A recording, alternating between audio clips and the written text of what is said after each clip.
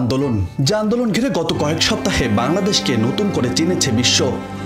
সংঘাত, সহিংসতা, হত্যার মধ্য দিয়ে আদালতে কোটা বৈষম্যের সমাধানও হয়েছে। কোটা ইস্যুতে যে এক দফা দাবি ছিল শিক্ষার্থীদের, সে দাবিও দেশের সংকটময় পরিস্থিতি বিবেচনায় উচ্চ আদালতের দেওয়া রায় সরকারি চাকরিতে 93% মেধার অগ্রাধিকার প্রজ্ঞাপনের মাধ্যমে বাস্তবায়ন করেছে সরকার।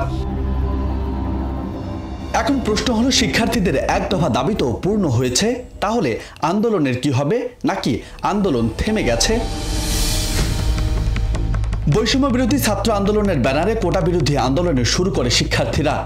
ঢাকা বিশ্ববিদ্যালয় সহ দেশে প্রায় সকল বিশ্ববিদ্যালয় ও বিভিন্ন কলেজ এবং স্কুলে এ সংগঠনের সমন্বয়ক দেওয়া হয়। এতে রাজধানী ঢাকার আন্দোলনের মতোই সারা দেশে ইন্টারনেটে আন্দোলনের নেতৃত্ব প্রদান সহজ হয়েছে। এই কৌশলে আন্দোলনে বেশ সফলতাও পেয়েছে বৈষম্য বিরোধী ছাত্র আন্দোলনের শিক্ষার্থীরা। কঠিন প্রেক্ষাপটের মধ্য দিয়ে শিক্ষার্থীদের এক দফা দাবি পূরণ হওয়ার পর দেশের বিভিন্ন অঞ্চলের সমন্বয়করা আন্দোলন থেকে সরে যাওয়ার ঘোষণা দিয়েছে।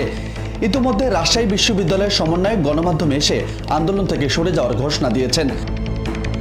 তবে সমন্বয়ক নাহিদ কিংবা অন্যতম সমন্বয়ক সার্জিজ আসিফদের থেকে আন্দোলন নিয়ে এখনো কোনো ইতিবাচক তথ্য মেলেনি।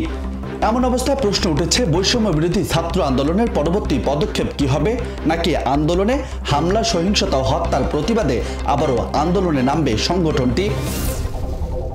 বৈষম্য বিরোধী ছাত্র আন্দোলনের একটি সূত্র বলছে, কোটা আন্দোলন ঘিরে যেমন নিহতের সংখ্যা ছাড়িয়েছে 200 অধিক, তেমনি নাশকতা, হামলা ও রাষ্ট্রের সম্পত্তি নষ্ট হয়েছে অনেক।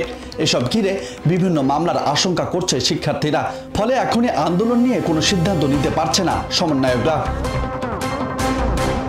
তবে পরবর্তীতে 8 দফার যে দাবি তুলেছিল শিক্ষার্থীরা, সে দাবি বাস্তবায়ন হলেই আন্দোলনের চূড়ান্ত সিদ্ধান্ত নিতে পারবে বৈষম্য বিরোধী ছাত্র আন্দোলন, এমনটাই মনে করেন সূত্রটি।